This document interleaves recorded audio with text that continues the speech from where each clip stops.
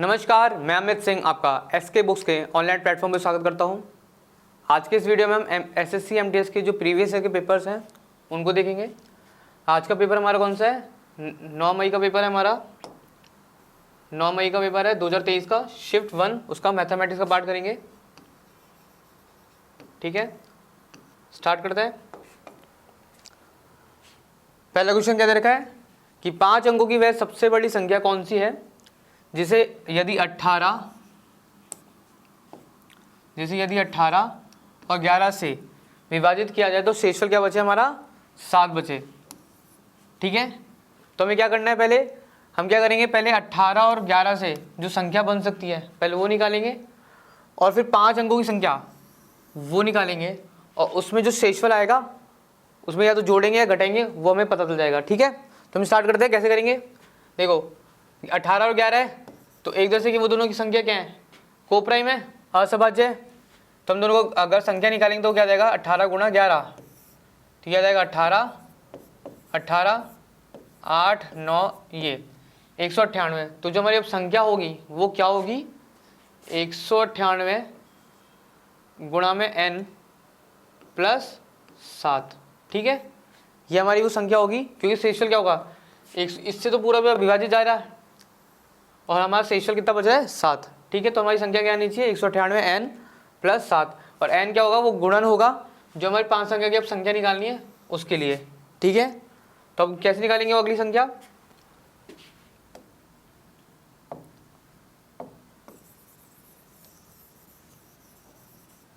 इसको थोड़ा सही से कर देते हैं। तो 18 गुणा 11 ये क्या आ गया? 198। ठीक है, और हमारी संख्या आनी चाहिए 198 n प्लस 7। ठीक है, तरीका क्या होता है? 5 अंकों की मतलब 1 लाख ले लेंगे। ठीक है, 5 अंकों की सबसे बड़ी संख्या तो मैं क्या कर दूँ, या तो 9,999 से कर दूँ या मैं 1 लाख से किसका विभाजित करूँ? 198 का। ठीक है, किसका? 198 का। कितना जाएगा ये? 5 से तो क्या आएगा? 8 5 40, 9 5 45 और 4 49, 4 5 1 5 5 और 4 9। ठीक है, 990। तो 0 1 1 सॉरी 110, सिर्फ 10 आया। ठीक है, 10 बचा। उसके बाद क्या करेंगे? 0 नीचे उतारा, 0 नहीं जाएगा, एक और 0 उतारा, ये 0 आया। अगेन 5 से दिया तो कितना आया? 990। तो मतलब हमारी जो संख्या होगी वो क्या होगी? हमारी 1 लाख में से अगर 10 हटा दूं तो वो संख्या क्या होगी मेरी? 1 लाख में से क्या हटा दूं? 10 हटा दूंगा तो वो मेरी संख्या 198 से पूर्णतः विभाजित होगी। ठीक है, तो क्या हो जाएगा? 99,990। ये तो वो संख्या है जो मेरी 198 से पूर्णतः विभाजित है, पर हमारा शेषफल क्या आना चाहिए? 7। तो इसमें क्या जोड़ूंगा मैं? 7। ठीक है, तो हमारी संख्या क्या रहेगी? 9 9 9 9 और 7। ठीक है, तो मेरी संख्या क्या आ जाएगी? 99,997। ऑप्शन क्या जाएगा? Option C. ठीक है, क्या किया हमने पहले 18 और 11 से जो संख्या बनेगी वो निकाला। अगर सिंपल संख्या पूछता, अगर वो ये ना बोल के 5 ना बोल के हमारी संख्या क्या आ जाती? 198 प्लस 7। ठीक है, क्या जाता है? 205। हमारी संख्या क्या जाती? 205। पर उसने क्या बोला है कि वह 5 अंकों की वह सबसे बड़ी संख्या पूछी। उसने क्या पूछी? 5 अंकों की सबसे बड़ी संख्या। तो हमने क्या करा, या तो हम किससे करें? 5 अंकों की सबसे बड़ी संख्या क्या होती है हमारी?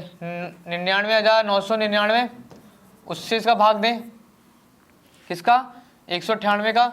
या आप 1 लाख से कर सकते हो, जो हमको सहूलियत पड़े, जिससे हमको आसानी हो। अगर ऐसे 4 का पूछता तो या तो 10,000 से करते या 9,999 से करते। ठीक है, जो आपको सहूलियत पड़े, जो आपको आसान पड़े आप उससे करें। ठीक है, उसके बाद जो शेषफल बचा वो शेषफल हम 1 लाख से घटा देंगे। प्लस अब क्या करेंगे, हमारा जो शेषफल एक्चुअली में आना चाहिए। ठीक है, क्योंकि क्या है 10 हटा देंगे तो वो पूर्णतः 198 से विभाजित होगा। ठीक है, पर हमें क्या चाहिए कि उसमें शेषफल कितना बचे हमारा? 7 का। तो हमारी ये संख्या है 99,990, ये हमारी पूर्णतः विभाजित है किससे, 198 से। पर हमारा 7 का शेषफल आना चाहिए, तो हमने उसमें क्या करा, 7 जोड़ा, तो क्या है 99,997। ठीक है, और आंसर क्या है, ऑप्शन सी। अगला देखेंगे, बोर्ड मास का रूल लगाएंगे। ठीक है, देखो ब्रैकेट से सॉल्व करेंगे। 36/3 ये क्या है हमारा 12। ठीक है, 24 - 12 ये कितना है हमारा 12 आ गया। ठीक है, यहाँ गुणा है यहाँ भाग है, तो भाग देंगे, तो ये कितना आ गया हमारा 4। ये भाग देंगे, ये कितना है हमारा 18, तो 18 × 4 कितना आया 72, और 76 - 72 ये कितना आया हमारा 4। तो हमारा आंसर क्या आएगा हमारा 4। क्लियर है, हमारा आंसर क्या आएगा 4, ऑप्शन सी। बोर्ड मास का रूल यूज किया हमने। ठीक है, कौन सा रूल किया है, बोर्ड मास का।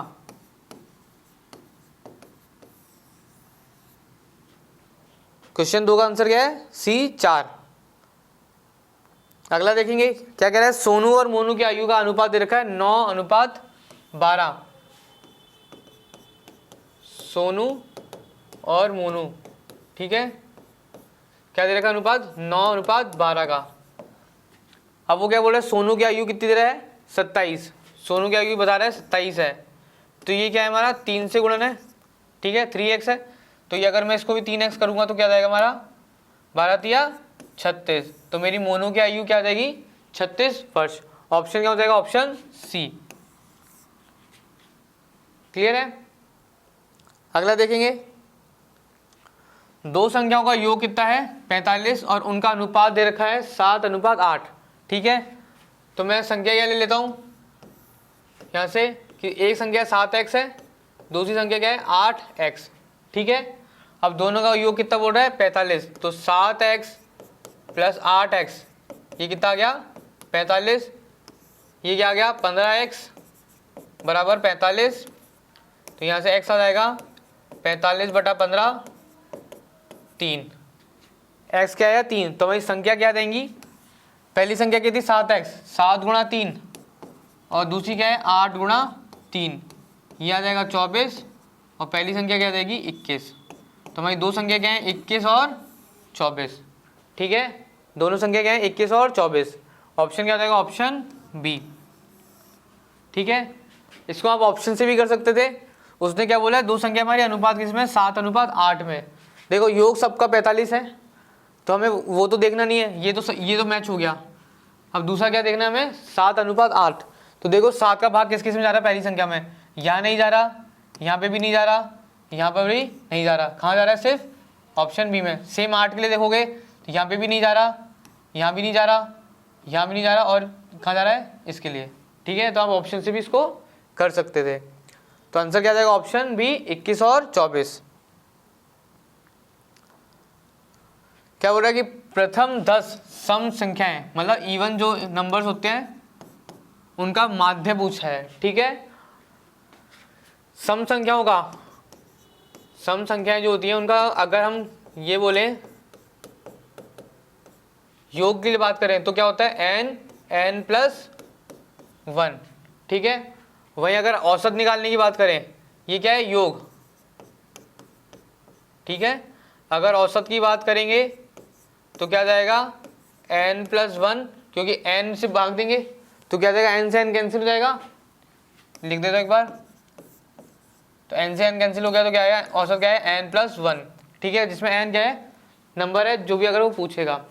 स्टार्ट ध्यान रखना, वो पूछ हमेशा जाए प्रथम से, तो यहाँ पे भी जब हम बात कर रहे हैं ना प्रथम से कर रहे हैं, ऐसे नहीं कि बीच में से स्टार्ट कर रहे हैं। ठीक है, तो हमारा औसत क्या आएगा n+1, तो इसने पूछा कैसे है 10 का, तो हमारे यहाँ के लिए आंसर क्या जाएगा 10 + 1 क्या जाएगा 11, तो हमारा माध्य क्या जाएगा 11। ठीक है, ऑप्शन बी। क्लियर है, अगला क्वेश्चन देखेंगे। 3 व्यक्तियों की औसत आयु दे रखी है 34 वर्ष। ठीक है, यदि पहले और दूसरे व्यक्ति की आयु क्या दे रखी है 20 और 28, तो तीसरे व्यक्ति की आयु क्या होगी, तीनों जो आयु का योग होगा, ठीक है, आयु का योग निकालेंगे, क्या आएगा, कुल आयु, ठीक है, 34 गुणा 3, यह आएगा 4 तिया 12, 3 तिया 9 और 1 10, ठीक है। कुल आयु कितनी देगी, 102। अब उसने क्या बोला, 2 की तो दे रखी है 20 और 28, तो इसमें क्या करेंगे, 20 और 28 दोनों को योग करेंगे तो क्या आएगा 48, इसमें से माइनस कर देंगे तो क्या आ जाएगा, हमारे तीसरे व्यक्ति की आयु आ जाएगी, ठीक है। तो ये आ जाएगा, देखो यहाँ से 50, 2 52 और 2 54, ठीक है। तो हमारे तीसरे व्यक्ति की आयु का कितनी है, 54 वर्ष, ऑप्शन सी, ठीक है। अगला देखेंगे, क्या बोल रहा है कि यदि 18 वस्तुओं का विक्रय मूल्य है, 18 वस्तुओं का विक्रय मूल्य किसके बराबर है, 21 वस्तुओं के क्रय मूल्य के बराबर है, तो पूछा है कि लाभ या हानि का प्रतिशत ज्ञात करें, ठीक है। SP अपॉन CP करेंगे तो क्या आ रहा है हमारा, 21 बटे में 18, मतलब अगर मेरा CP क्रय मूल्य 18 है तो मेरा जो विक्रय मूल्य वो 21 है, मतलब मेरे को क्या हो रहा है, लाभ हो रहा है, ठीक है, क्या हो रहा है, लाभ हो रहा है। तो 2 ऑप्शन जो हानि के हैं वो हट जाएंगे, ये हट जाएगा और ये हट गया, ठीक है। लाभ हो रहा है, अब लाभ कितने का हो रहा है मुझे, 3 का, ठीक है, यहाँ से लाभ कितना है, ये 18, तो ये 21 में बेच रहा है, तो लाभ कितने का यहाँ पे 3 का, और हमारा क्रय मूल्य कितना है 18 का, गुणा में 100, ठीक है, ये आया 1 और ये 6, ये आ गया हमारा 1/6 गुणा में 100।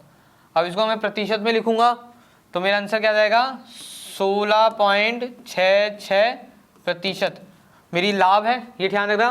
तो मेरा ऑप्शन क्या जाएगा, ऑप्शन बी 16/2/3%। इसको ऐसे लिखना हो तो कैसे लिख सकते हैं, 16/2/3% का क्या हुआ है, मुझे लाभ हुआ है, ठीक है, क्लियर है।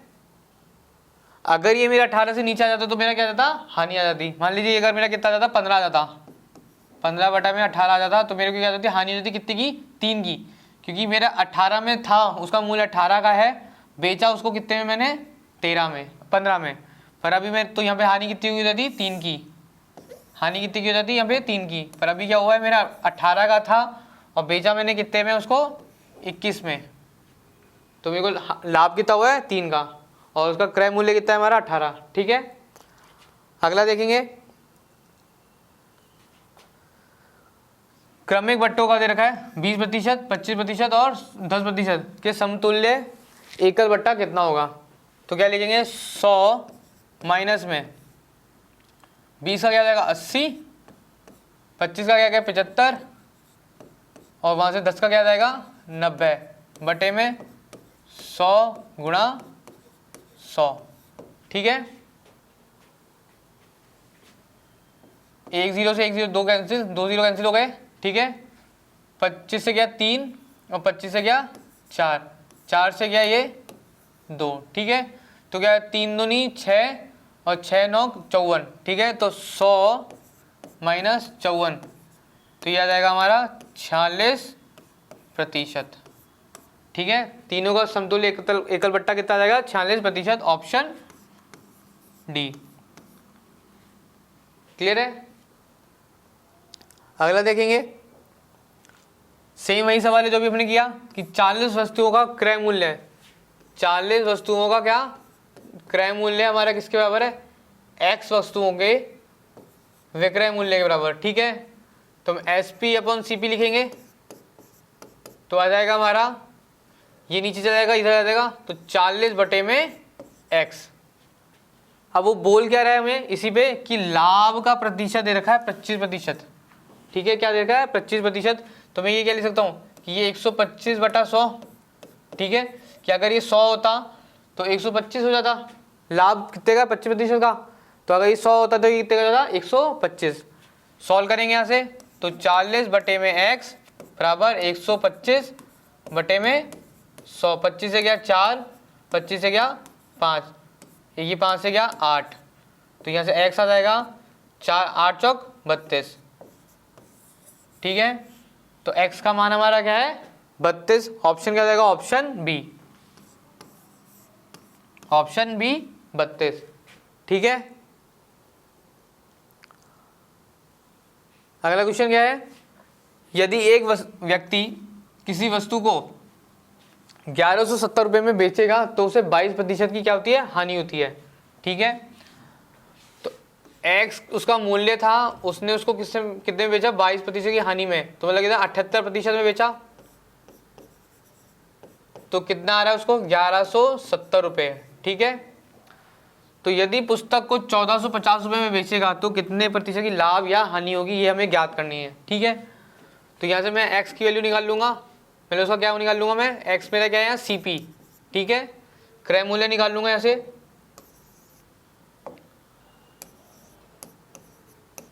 क्रय मूल्य क्या जाएगा 1170 गुणा में 100 बटे में क्या है 78। ठीक है, अब वो क्या बोल रहा है कि अगर मैं इसको कितने में बेचूंगा 1450 में, तो 1170 गुणा में 100 बटे में 78, कुछ लाभ या हानि होगा, बटे में 100 कितने बेचने पे 1450 में बेचने में। ठीक है, सॉल्व करेंगे, देखो 100 से 100 कटा, एक्स को उधर बाकी संख्या उधर ले जाएंगे, तो 1450 गुणा में 78 बटे में 1170। ठीक है, एक्स निकालेंगे तो हमारा प्रतिशत बदल जाएगा कि लाभ है कि हानि है। ठीक है, अगर मेरा अब देखो 0 से 0 कैंसिल हुआ, 13 से गया ये 9, 13 से गया 13 चिंग 78। ठीक है, 3 से गया 2, 3 से गया 3, यह है हमारा 290 बटे में 3, तो यह जाएगा हमारा 9,206.66। मतलब क्या हुआ है, मुझे अगर 100% से ऊपर होता तो मेरे को क्या होता, लाभ होता। अभी क्या हो रहा है, मेरे को कितने में बेच रहा हूँ, मतलब 96.66% में बेच रहा हूँ, तो मतलब क्या हो रहा है, हानि हो रही है। अगर 100 से ऊपर बेचता तो मुझे क्या होता, लाभ होता। अभी मुझे कितनी हो रही है, हानि हो रही है। अब कितने की हानि हो रही है, तो 100 माइनस 96.66%, तो यहाँ से आ जाएगा मेरे को 3.33% की हानि। ठीक है, क्या हो रही है, मुझे यहाँ पे हानि हो रही है। ऑप्शन क्या जाएगा, ऑप्शन डी, 3.33% की हानि हो रही है। क्लियर है, अगला देखेंगे क्या बोला कि यदि एक शहर में जनसंख्या 12% से क्या हो रही है, वृद्धि हो रही है, कोविड वृद्धि होती है। ठीक है, कोविड जैसे विषाणु के कारण इसमें 12% की क्या होती है, कमी आ जाती है। तो यदि वर्तमान में जनसंख्या कितनी है, 2,95,680, तो शहर की प्रारंभिक जनसंख्या क्या थी, प्रारंभिक मान लेते हैं x था, तो पहले क्या हुआ, हमारी 12% की वृद्धि हुई, तो 112 बटे में 100, फिर बाद में क्या कोविड के कारण क्या है 12% की कमी आई, तो 88 बटे में 100 बराबर 2,9,5,6,8,0 ये हमारी राइट नो क्या है, हमारी इस वर्तमान में जनसंख्या। तो हमारी जनसंख्या निकालेंगे जो 2 साल पहले थी, तो 2,9,5,6,8,0 100 गुणा में 100 बटे में क्या है 112 बटे में 88। ठीक है, 11 से क्या 8, 11 से क्या हमारा ये क्या हो गया 2, 7 5 6, ये आएगा हमारा 7 5 76 75 76 6 और 4 और 5 9 9 और 98, तो ये 88। ठीक है, एक बार देखना तो थोड़ा सही करते हैं, एक बार क्या हुआ गलती, यहाँ से आया 2 22 7 और 5 75, तो 6 बार आ जाएगा 66 पे, तो 4 और 5 9 9 और फिर आ जाएगा हमारा 6 88, तो यहाँ आ जाएगा 6 और 2 8 8 और 8 ये 8 बार और ये 0। ठीक है, फिर मैंने 8 से दिया वापस, तो 8 से क्या है हमारा 4 8 3 24, क्या है हमारा 8 3 24 2 और 8 28 8 3 24 अगेन 4 और 8 6 और 0। ठीक है, तो यह है हमारा 333 60 बटे में गुणा 100 बटे में 112, ठीक है। यह आया हमारा 3 बार 1 और ये 30, तो हमारी जनसंख्या आई 30 गुणा 100 कितनी आ गई हमारी 3 लाख, ठीक है। तो मेरी 2 साल पहले जनसंख्या कितनी थी 3 लाख, ऑप्शन डी सही उत्तर क्या है, ऑप्शन डी, ठीक है। क्वेश्चन नंबर 12 क्या कह रहा है कि एक टोकरी में कितने 350 अंडे थे और यदि 12% अंडे सड़ गए तो कितने अंडे बचे हुए हैं बेचने लायक, ठीक है। तो कितने अंडे बचे हुए हैं 350, बचे हुए कितने हैं हमारे 88% बटे में 100, 0 से 0 गया, 5 से गया 2, 5 से गया 7, 2 से गया ये 44, तो 7 चौक 28, 7 चौक 28 और 2 30, तो कितने अंडे बचे हैं जो बेचने लायक हैं 308 अंडे, ऑप्शन सी, ठीक है। देखो इसमें ऑप्शन ए और ऑप्शन डी तो वैसे ही गलत हो जाता, ठीक है, क्योंकि अंडे तो हमारे पास 350 है, तो उससे ज़्यादा कैसे बेच देंगे, तो ऑप्शन हमारे दो क्या है ए और डी तो वैसे ही कैंसिल हो जाते हैं, क्लियर है। आगे देखेंगे, 2 पाइप हैं, एक बर्तन को एक 10 घंटे में भर रहा है, एक 15 घंटे में भर रहा है, दोनों एक साथ करेंगे तो क्या एलसीएम निकालेंगे, क्या जाएगा 30, तो इसकी क्षमता 3, इसकी क्षमता 2, अगर दोनों को एक साथ खोल दिया जाए तो मतलब 30 कुल कार्य है, दोनों क्षमता कितनी मिला के 5 की, तो समय लेगा 6 घंटे, ठीक है। समय कितना लेगा 6 घंटे अगर दोनों एक साथ भरेंगे तो सही उत्तर क्या जाएगा ऑप्शन ए,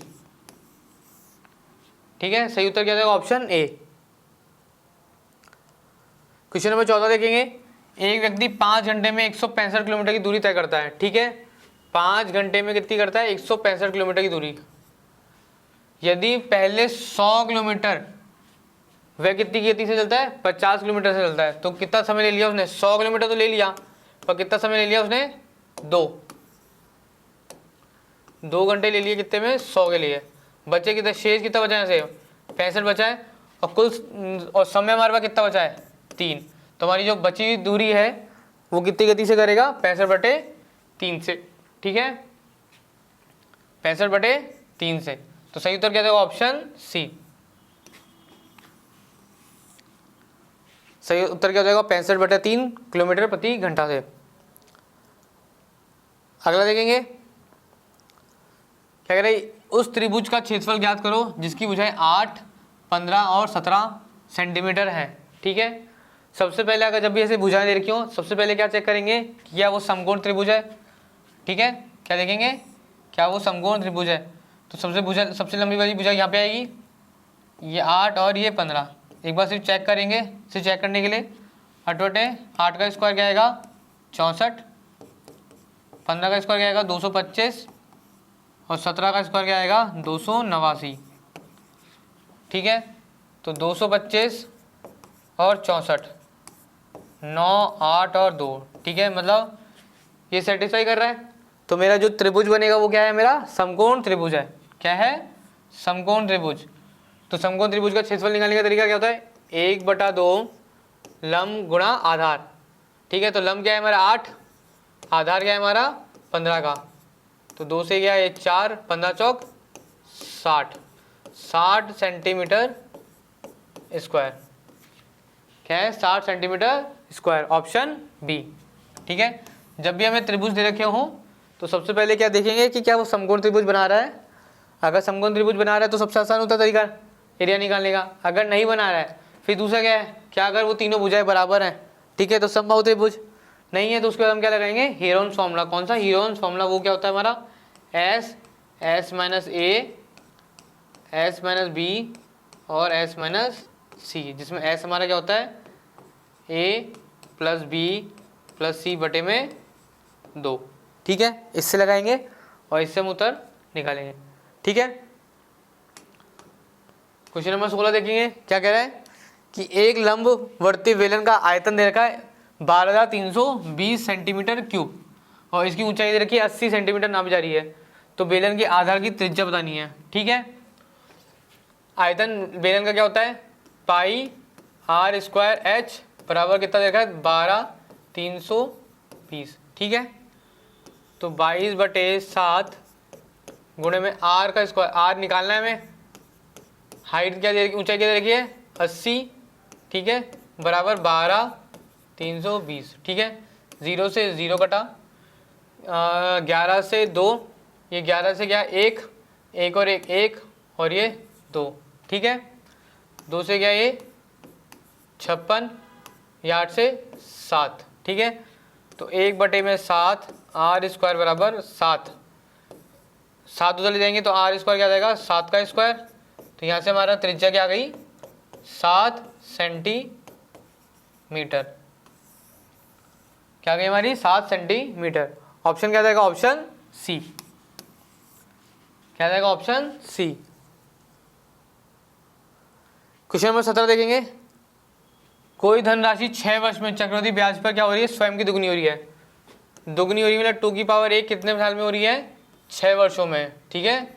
6 वर्ष ले रही है दुगनी होने में, तो स्वयं की 8 गुनी होने मतलब 8 क्या हो जाएगा 2 की पावर 3, तो ये जाएगा 6 गुणा 3 क्या हो जाएगा 18 वर्ष। तो 8 गुना होने में कितना समय लेगा 18 वर्ष। सही उत्तर क्या देगा ऑप्शन बी 18 साल, ठीक है। अगला सवाल देखेंगे।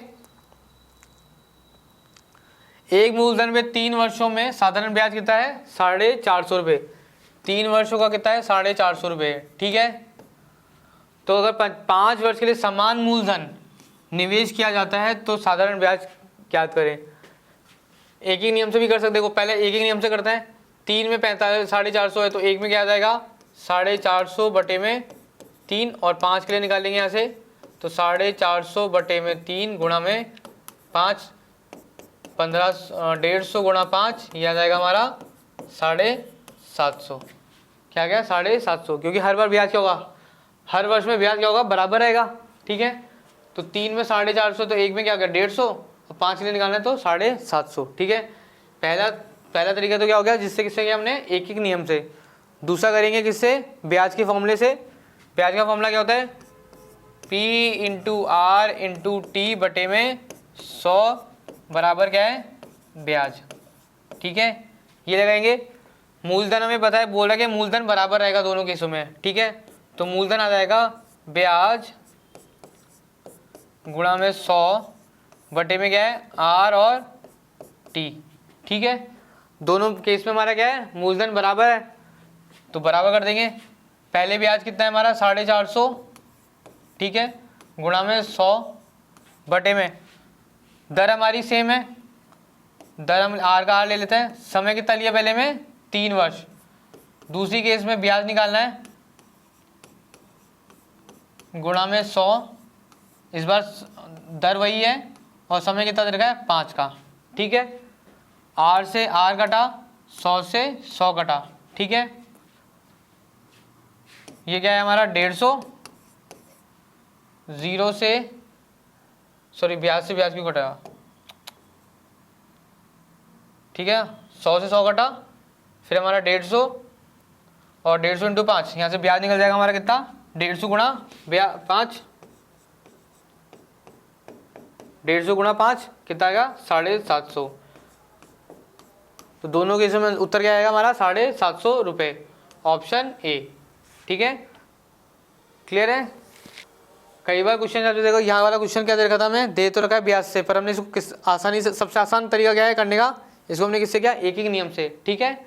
तो क्वेश्चन का अगर कई बार फॉर्मूला दे रखा हो या कुछ भी हो, पर आप देखो उसको कितने आसानी से किस और तरीके से भी हल किया जा सकता है, ठीक है। क्योंकि देखो ब्याज से भी करना था, ब्याज से भी कर सकते थे, टाइम आ वही रहे हैं, कैलकुलेशन घूम फिर के हुआ क्या है, यही हुआ है जो हमने यहाँ पे किया है, ठीक है। तो हमने इसको किससे क्या आसानी कर रहा, एक एक नियम से करना बेहतर समझा। अगला देखेंगे क्या बोल रहा है कि एक कॉस्मेटिक कंपनी 5 भिन्न वस्तुओं को बनाती है, ठीक है। 2010 और 2015 के दौरान इन 5 उत्पादनों की बिक्री बता रखी है लाखों में, ठीक है। कि जैसे लिपस्टिक हुआ, नाखून दामचीनी, शैम्पू और कंडीशनर, ठीक है। जो लाइन में है वो 2010 का है और जो काले काले में है वो कितना है 2015 का, ठीक है, जो शेडेड पार्ट है। तो क्या बोल रहा है कि लिपस्टिक और नाखून दामचीनी की प्रतिशत वृद्धि, ये ध्यान रखना, प्रतिशत वृद्धि के बीच का अनुपात क्या होगा। पहले क्या निकालेंगे, लिपस्टिक का निकालेंगे। तो वृद्धि कितनी की है, देखो 28 की वृद्धि है, 20 से कितना 48 गया है, 20 से कहाँ गया है 48, तो वृद्धि कितने की है 28 की, और कितना था पहले 20 पे था, गुणा में 100। किसके साथ अनुपात करना है इसका, नाखून तामचीनी के थे। तो 5 से कहाँ बढ़ा है ये 37, तो कितने की वृद्धि हुई है 32 की, पहले कितना था 5 था, गुणा में 100। ठीक है, क्यों, उसने क्या क्या पूछा हमसे, प्रतिशत वृद्धि पूछी है, तो हमने प्रतिशत वृद्धि निकाल दी। 100 से 100 कटा, 5 से ये 4 गया, 4 से ये गया 7, तो हमारा दोनों का अनुपात कितना आया 7:32।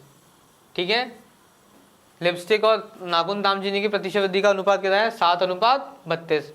सही उत्तर क्या देगा, ऑप्शन बी। ठीक है, सही उत्तर क्या देगा, ऑप्शन बी। क्लियर है।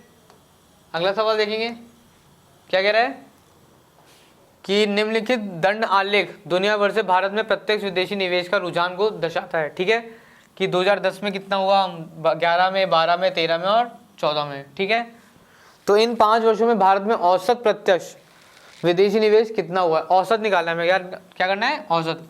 तो हम क्या करेंगे, पहले तो सबका योग बटे में कितने साल हैं, 1 2 3 4 और 5।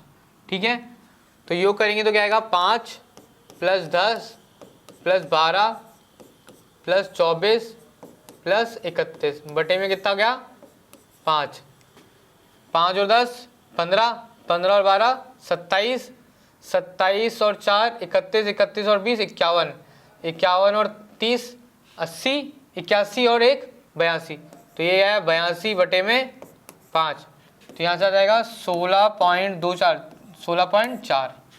ठीक है, तो औसत क्या जाएगा 16.4, तो सही उत्तर क्या जाएगा 16.4 मिलियन, ऑप्शन डी। ठीक है, तो सही उत्तर क्या जाएगा ऑप्शन डी 16.4। क्लियर है। देखो पहले हमने स्टार्टिंग में क्या किया था, जितने भी हमारे टॉपिक्स थे मैथमेटिक्स के जो एसएससी एमटीएस में आते हैं वो हमने वो कवर किए थे। राइट नाउ हमारा फोकस किस पे है कि आपका, क्योंकि पेपर नज़दीक आने वाला है, तारीख आ चुकी है, तो हमारा फोकस किस पे है कि आपको जो प्रीवियस ईयर के पेपर्स हैं उनको बताया जाए, उनको बताया जाए कि कैसे पेपर आता है, किस तरह के क्वेश्चन वो पूछता है, कितने क्वेश्चन वो पूछता है, उनको करने का तरीका क्या होता है। ठीक है, तो हमारा वो फोकस कहाँ पर है, उन पे है। तो अगर आपको जो भी एग्जाम से रिगार्डिंग जो भी प्रॉब्लम है, प्रीवियस ईयर के पेपर्स हुए या हमने जो टॉपिक्स पढ़े हुए हैं जहाँ पे आपको प्रॉब्लम है, तो आप कमेंट सेक्शन में आपका फीडबैक जरूर दें। ठीक है, उससे पहले मैं आपको एक बार तीनों बुक्स बता देता हूँ अगेन एग्जाम पर्पज से। यहाँ पे हमें 3 बुक दे रखी है। पहली बुक हमारी क्या है, एसएससी एमटीएस की बुक है। ठीक है, जिसमें हमारा क्या है फुल जो सिलेबस है हमारा एसएससी एमटीएस का, कौन सा गया, जिसमें इंग्लिश हो गया, गणित हो गया, सामान्य अध्ययन हो गया और तर्कशक्ति हो गया। ये फुल सिलेबस दे रखा है, चैप्टर वाइज टॉपिक वाइज दे रखा है। ठीक है, और साथ में उनके रिगार्डिंग जो भी प्रश्न है और उनकी व्याख्या इसी बुक में दे रखी है। तो फुल सिलेबस के लिए बुक हमारी ये है। ठीक है, सेकंड बुक हमारी क्या है, एसएससी एमटीएस की पेपर सेट की बुक। ठीक है, कौन सी बुक है हमारी, पेपर सेट की बुक है। इसमें हमको क्या मिल जाएंगे, 24 पेपर, मॉडल पेपर हमको मिल जाएंगे, जो एग्जाम पर्पस के हिसाब से बहुत सफिशिएंट है, क्योंकि अभी जो टाइम है हमारे पास कितना सा है, 15 से 20 दिन आपके पास खाली शेष है। तो अगर आप दिन के एक पेपर भी लगाते हो तो आपके 24 पेपर तब भी सफिशिएंट है आपको रोजाना एक पेपर लगाने के लिए, जिससे आपको पता चल सके कि आपका आप राइट नो कहाँ आपके टॉपिक में दिक्कत आ रही है, कौन सा टॉपिक आपको और कवर करना है। ठीक है, किस तरह से क्वेश्चन करना है, या टाइम का जो भी मैनेजमेंट है वो सब आप कहाँ से कर सकते हैं, इस बुक से आपको प्रैक्टिस कर सकते हैं। थर्ड हमारी बुक है हमारी अंकगणित की किताब, शॉर्ट मैथ का शॉर्ट, जो हमके मैथमेटिक्स हमने जो भी टॉपिक्स पढ़ाए, चाहे वो इस एग्जाम से रिगार्डिंग हो, चाहे और कोई कॉम्पिटिटिव एग्जाम हो, आपको उस जगह ये आपकी बुक बहुत हेल्प करेगी। खासियत बात क्या है इसकी, एक तो फर्स्ट जो इसका सिलेबस है वो हमारा जो अंकगणित है, साथ में आपका जो एडवांस पार्ट है वो दोनों इसी बुक में है। तो सेकंड बात, हमारे जो क्वेश्चंस का लेवल है आपको हर तरह का दिख जाएगा, आपको हायर से हायर भी दिख जाएगा, आपको लो से लो भी दिख जाएगा। ठीक है, तो आपको प्रैक्टिस के लिए सफिशिएंट क्वेश्चन है। तीसरी सबसे खासियत बात जो इस बात बुक की है वो है आपको इसके अंदर जो ट्रिक्स हैं, जो हमारी क्या है ट्रिक्स हैं, वो आपको इस बुक के अंदर मिल जाएंगी। कि जो आपको एग्जाम में जैसे क्वेश्चन करते हैं तो आपको ट्रिक्स आनी चाहिए, कंसेप्ट तो ठीक है पर आप क्वेश्चन में कैसे समय बचा सको वो ट्रिक्स में आपको इसी बुक में दे रखी है। और साथ में उन ट्रिक्स को लगाना कैसे, उन फॉर्मूले को लगाना कैसे, वो भी आपको इस बुक में मिल जाएंगे। आपको साथ में क्वेश्चन हो जाएंगे, साथ में आपको इसके अंदर सॉल्यूशन भी मिल जाएंगे। तो अगर आप एग्जाम की प्रैक्टिस कर रहे हैं एग्ज़ाम चाहे वो SSC MTS हो या कोई और कॉम्पिटेटिव एग्ज़ाम की तैयारी कर रहे हैं, तो ये आपके लिए बुक काफ़ी सफिशिएंट है मैथमेटिक्स के लिए। ठीक है, मैथ का फुल सिलेबस जो होता है आपका एप्टीट्यूड।